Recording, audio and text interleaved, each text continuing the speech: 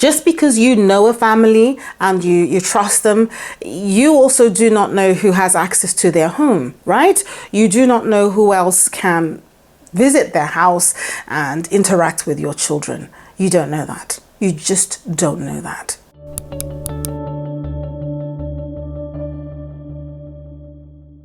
Hello everyone and welcome back to my channel. My name is Ngozi. If you are new to the channel, then don't forget to subscribe. Click on the little notification bell so you never miss an upload.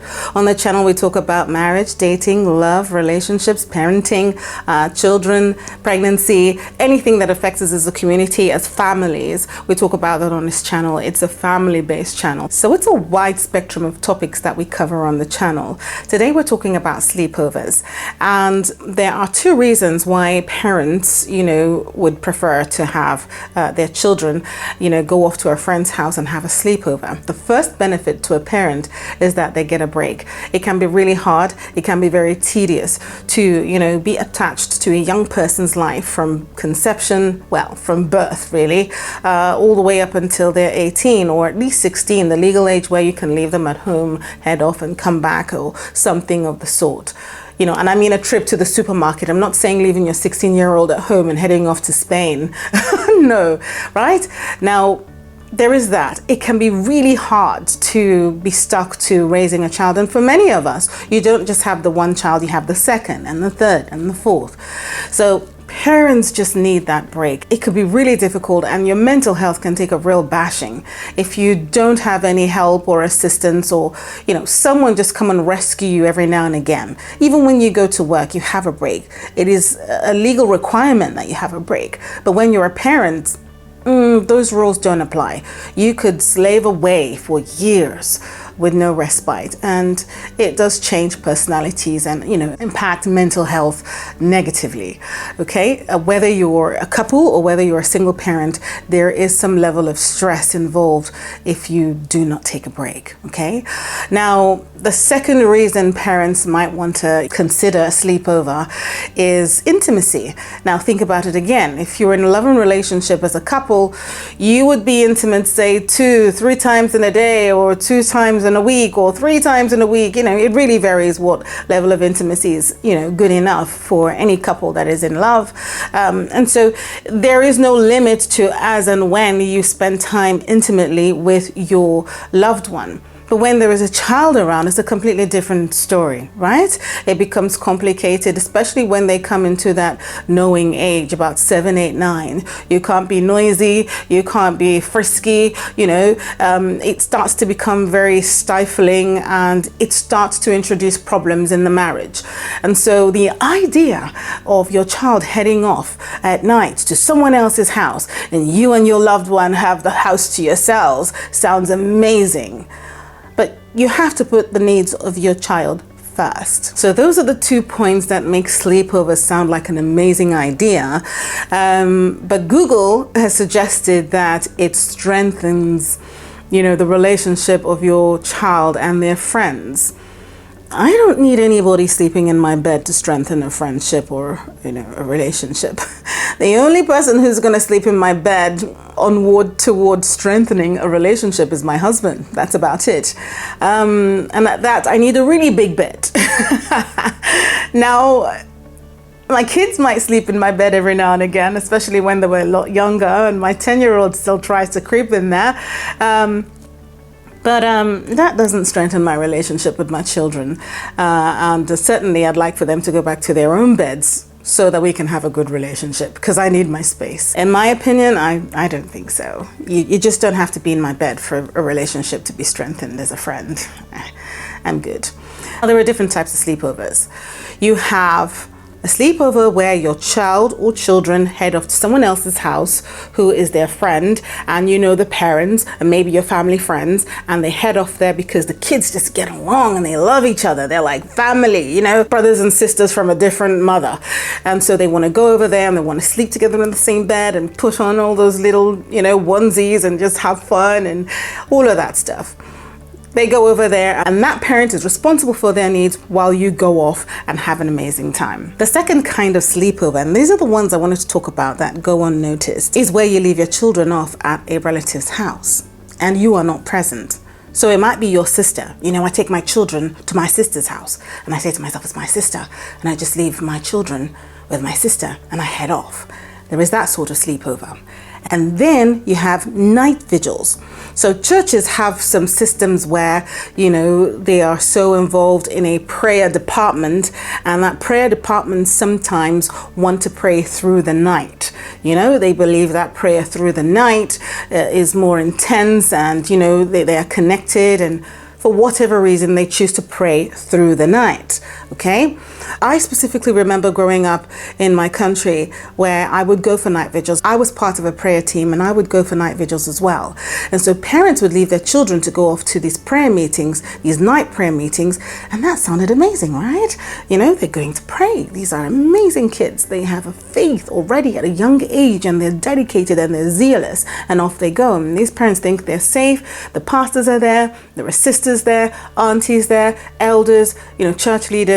This could be the best. This is the best place. I mean, what could go wrong? So I was part of that. And now I'm going to go into the reasons why I do not do sleepovers. Yes. Now, when I tell a story about myself and I'm able to give you all the details. But if I sort of venture into someone else's story, then I'm going to be as anonymous as I can and as vague as possible so that I don't hurt any individuals. Peradventure, they watch the video and think that was me. Okay? Now, I remember, and again, it's great that it was, I don't know, hundreds of years ago. I'm not 100, sorry, I'm not Methuselah's wife. But it was ages ago, okay? I was quite young. And I would go to prayer meetings and, you know, would pray through the night, and my eyes would be so tired. And there was a parsonage where pastors live, and then further out back was a school as well. And young girls would be taken away by the pastors, and they would be having sex with them at the back there and sodomizing them and all of that. And then, you know, they would come back into the church before the program was over and then head back home, and their parents wouldn't know that this was happening. That is one point, okay? And what I've told you is a fact, okay? Because I was aware of it. It didn't happen to me, but I was aware of it. And parents didn't know about that. And children keep these things to themselves. That is a form of a sleepover. As long as your child is not under your roof, they are sleeping somewhere else, and you are not there, that is a sleepover, okay? So with sleepovers as well come the possibility of rape. There was an incident where a young girl had gone off with a friend and had become really close to the family. She'd been going off to this friend's house for a while. The parents would drop them off together if there was a sports event or something, whatever it was. The families became really close and started depending on each other. So, you know, you've got to think about this. We all have that person that we think we trust and think, no, absolutely, this is like, you know, family. They're just me, but in another body. And it happened on one occasion where she went for a sleepover, and she's gone for many and everything had been perfectly fine. But on this one night, she was in bed with her friend, fast asleep after having a nice dinner. And while she was asleep, this father of the house walks into the room. He understands the manner in which his daughter sleeps, like the dead. Yes, so she's not going to wake up. He taps on her friend. Friend wakes up, looks up, and, you know, in that daze, like, what? And the father says, shh, shh, come. And she trusts him. They've been going for sleepovers forever. He's like another dad. So she follows him out the room, down the stairs, past the living room, and further down the stairs into a basement with doors closing behind them. He sodomizes her and then says to her, don't say anything to anyone. No one's going to believe you. And that was her first time. She says she doesn't know what to say if she's seen coming up the stairs. Where did she go? So, well, you went to drink water or you went to use the restroom or something. And that was how she was disvirgined. She never said anything to anyone until she was an adult. Another dangerous possibility with sleepovers is death. Now, last year, Christmas just gone, during the holiday season, it was in the news, in the West Midlands, I think it was. We had a man go to his partner's house who was pregnant, murder her and the two children, but there was a third child as well who had come over for a sleepover. And I don't know whether he's had some issue with his spouse, but that was the day that his issue kind of locked in, and he was unable to shift his personal feelings. And he headed over to that house and with a hammer completely, destroyed the whole family and this other child who was part of, the sleepover. Just because you know a family and you trust them, you also do not know who has access to their home, right? You do not know who else can visit their house and interact with your children. You don't know that. You just don't know that. The next thing that can happen with your child is using drugs. Kids do what they're gonna do. There's nothing you can do about it, but all you're gonna do is everything you can to protect them until they're a lot older to make certain decisions, or at least to give a few more minutes to thinking out a decision before carrying it out. 18, that is for me still really young, but at the very least, their brain is functioning to a degree where you've had enough time, you've had 18 years to drum into them right and wrong, and the downsides of drugs, the downsides of alcohol use, and so on, right? So you've given them enough ammunition to make a decision when a time comes. When they're 10, according to Google, saying that's the, appropriate time to start sending your children off for sleepovers. I'm sorry, my 10-year-old, who's my last child, is not going to be able to navigate the ways of, any kind of evil that can take place under someone else's roof, okay? So you do not know how or what interactions that family has with someone else that you might not trust. So you might trust the family, but do you also trust the family's connections? You know what I mean? I worked in the Marriott's head offices in London, and I had this colleague, and she had a python pet. And she would come to work on occasion, come into the office, and, sometimes you'd see scales of the snake on her, and she'd say, oh, blah, blah, blah, has been a bit moody this week. She's shedding, and, some of it's all gone all over me. And I'm looking at this woman and I'm thinking, no. So there is a possibility of having your child go off to someone's house and encountering just another person or maybe a pet that you probably might not approve of. And to think that you know everything about another family is actually quite silly. Because even in your own home, you know what you keep to yourself. Come on. You don't know everything about everybody. No, you don't. You absolutely don't. Your child could also be introduced to a different religion, and if you are someone who is sure about, your faith, your journey, and who you are, and the hard work that you've put into raising your child in faith, you could lose them to a different faith if they spend time in someone's home and they have a tradition. For instance, in my home as a Christian, we would pray and, we would share the word of God. And if, say, your child is, of a different religion, then at nighttime, I'm still going to carry out our routine, you understand? And somehow your child is going to be a part of that. Do you understand? You have that as something that you might lose after working so hard to raise your child a particular way. Yes. The other thing is you have notorious kids. Listen, children do what they do. And there is a chance that your child might go over for a sleepover in someone's house and eventually climb out the window with their friend to another location. This happens all the time. And then they head off to wherever and meet that little boy or meet that girl, and all sorts of things take place. Stuff that you do not approve of, okay? This can happen in a sleepover. The way you might be secure about your house and you know that your child can't creep out a window and head off, there might be a chance to do that in someone else's house. And you've no control over how deep those parents sleep. And of course, you trust them. You trust them. Oh gosh. Now, the last thing I'm going to talk about is unsupervised use of the World Wide Web.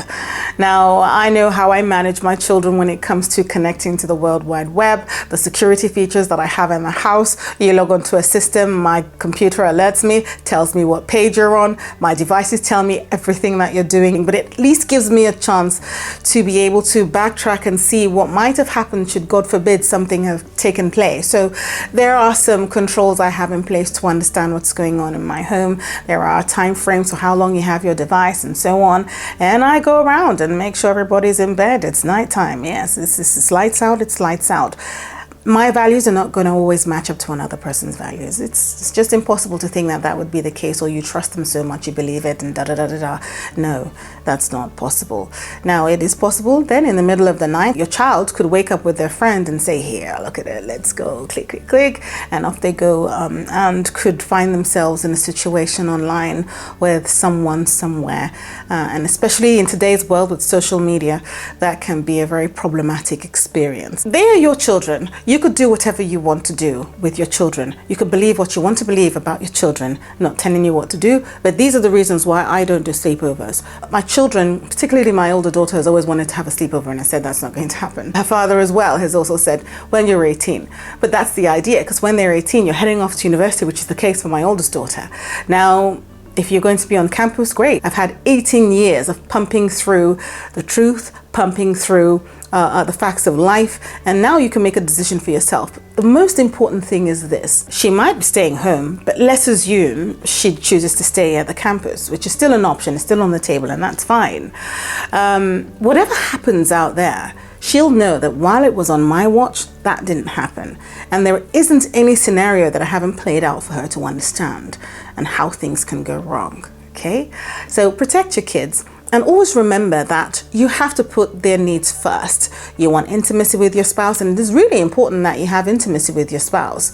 But at the same time, you can't sacrifice their childhood and sort of destroy them in a permanent way because of the intimacy that you wanted.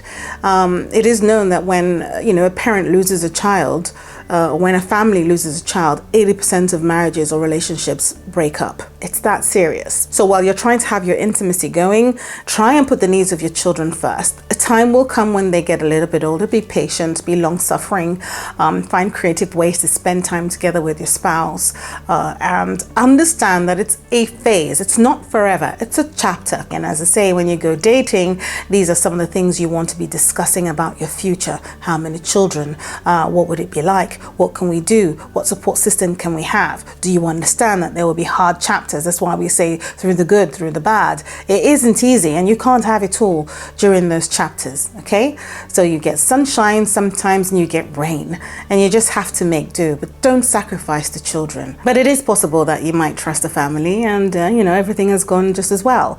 Just note that if something does happen, it's very unlikely you'll be aware of it ever. That's something your child would have to live with for the rest of their lives. It's like Russian roulette. There's only one bullet in the gun. How bad can it be? What are the chances of that happening to my child? I don't play Russian roulette. I'm 100% of a person. It just isn't something that I'm able to handle or stomach, but other people can. It's entirely up to you. Thank you so very much for watching. Let me know in the comments down below what your experiences are with sleepovers. If you've been on a sleepover, what did you witness at a sleepover?